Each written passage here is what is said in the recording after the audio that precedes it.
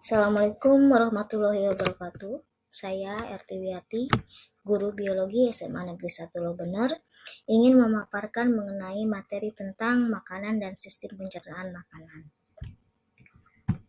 Kompetensi dasar pada materi mengenai sistem pencernaan makanan yaitu menganalisis hubungan antara struktur jaringan penyusun organ pada sistem pencernaan makanan dan mengaitkannya dengan nutrisi dan bioprosesnya. Kemudian yang kedua yaitu menyajikan hasil analisis tentang kelainan pada struktur dan fungsi jaringan pada organ pencernaan dan menyebabkan gangguan pada sistem pencernaan makanan manusia. Nah, kita lihat di sini tujuan pembelajaran. Di sini tujuan pembelajaran materi tentang sistem pencernaan makanan itu menjelaskan zat-zat makanan yang terkandung di dalam bahan makanan, kemudian menyebutkan contoh-contoh bahan makanan, dan yang ketiga itu menjelaskan berbagai jenis zat aditif pada makanan. Nah, ini adalah skemanya mengenai sistem pencernaan makanan pada manusia. Nah, kita masuk ke materi yang pertama yaitu mengenai makanan. Tahukah Anda apakah fungsi makanan bagi tubuh? Bagaimana proses pencernaannya dalam tubuh? Nah, di sini ada gambar mengenai sistem pencernaan makanan yang dimulai dari mulut, kerongkongan, kemudian lambung, usus halus, usus besar, dan anus. Bagaimana nanti terjadinya pencernaan pada makanan yang kita makan. Nah, kita lihat di sini pada dasarnya makhluk hidup itu membutuhkan kebutuhan energi untuk memenuhi kebutuhan energinya dengan cara mengkonsumsi makanan. Makanan itu nantinya akan diuraikan dalam sistem pencernaan makanan dengan organ-organ yang terlibat di dalamnya.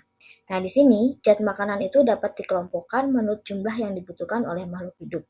Nah, zat makanan itu ada zat makanan makro dan ada zat makanan mikro. Untuk zat makanan makro itu adalah zat makanan yang dibutuhkan dalam jumlah yang besar, contohnya karbohidrat, protein, lemak, dan air. Sementara zat makanan mikro yaitu zat makanan yang diperlukan dalam jumlah yang sedikit, contohnya vitamin dan mineral. Nah, fungsi dari makanan yaitu setelah dicerna, makanan itu harus dicerna. Kemudian dipecahkan menjadi molekul yang lebih kecil atau yang lebih sederhana agar dapat digunakan oleh sel-sel tubuh. Nah, di sini makanan itu memiliki fungsi sebagai pertumbuhan dan perkembangan tubuh, memelihara dan perbaikan sel tubuh yang rusak atau yang sudah tua, mengatur metabolisme, menjaga keseimbangan cairan tubuh, sebagai antibodi, dan sebagai penghasil energi. Nah, kita masuk materi tentang makanan dan zat-zat makanan. Nah, syarat makanan yang baik seperti apa sih? Yang pertama, makanan itu mudah dicerna, kemudian bersih atau higienis, mengandung zat nutrisi yang cukup, kemudian mengandung kalori. Nah, kita lihat di sini macam-macam zat-zat makanan yang diperlukan oleh tubuh yang dalam jumlah yang besar, yaitu contohnya yang pertama itu adalah karbohidrat. Nah, di sini karbohidrat itu fungsinya sebagai sumber energi, mengatur metabolisme lemak, ya, membantu pengeluaran feses. Nah, di sini untuk pengelompokannya, karbohidrat itu dibagi menjadi 3, yaitu monosakarida yang banyak terdapat pada buah-buahan, kemudian disakarida, ini berasal dari hewan, contohnya adalah susu, kemudian yang polisakarida, ini contohnya pada serat tumbuhan. Nah, ini adalah beberapa contoh makanan yang termasuk dalam kategori karbohidrat. Ada nasi, ada kentang, ya, kemudian ada gandum, ya, dan umbi-umbian yang lainnya. Nah, untuk zat makanan yang kedua yaitu kita kenal dengan istilah lemak atau lipid. Nah, di sini lemak itu ada 2 macam, ada lemak hewani dan ada lemak nabati.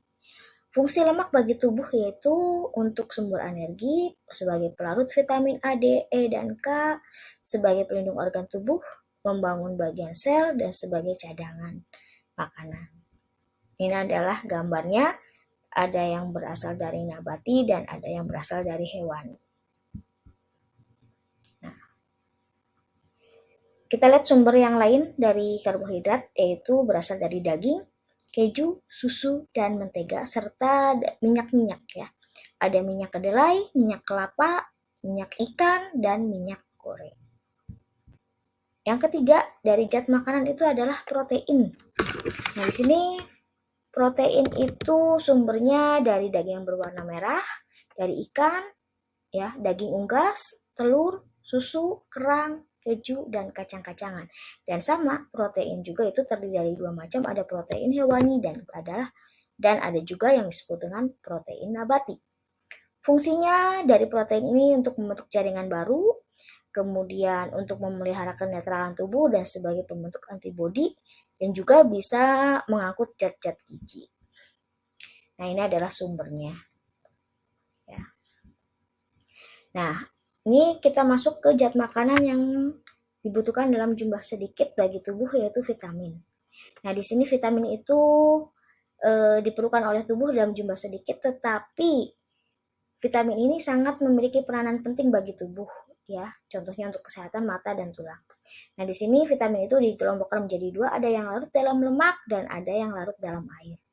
Nah, kita lihat contoh dari vitamin yang larut dalam lemak, yaitu vitamin B1, B2, B3, B6, B12, kemudian ada biotin, ya, ada vitamin C juga. Dan juga ada vitamin yang larut dalam air, contohnya vitamin A, D, E, dan K. Nah, kemudian zat makanan mikro yang kedua yaitu mineral.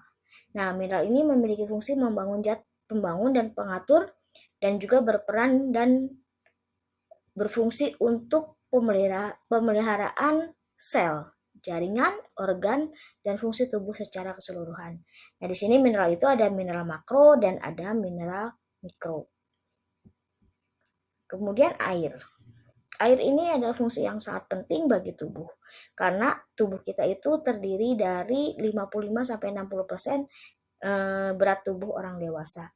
Fungsi dari air ini sebagai pelarut, kemudian mengangkut zat gizi, oksigen, hormon, dan sisa metabolisme.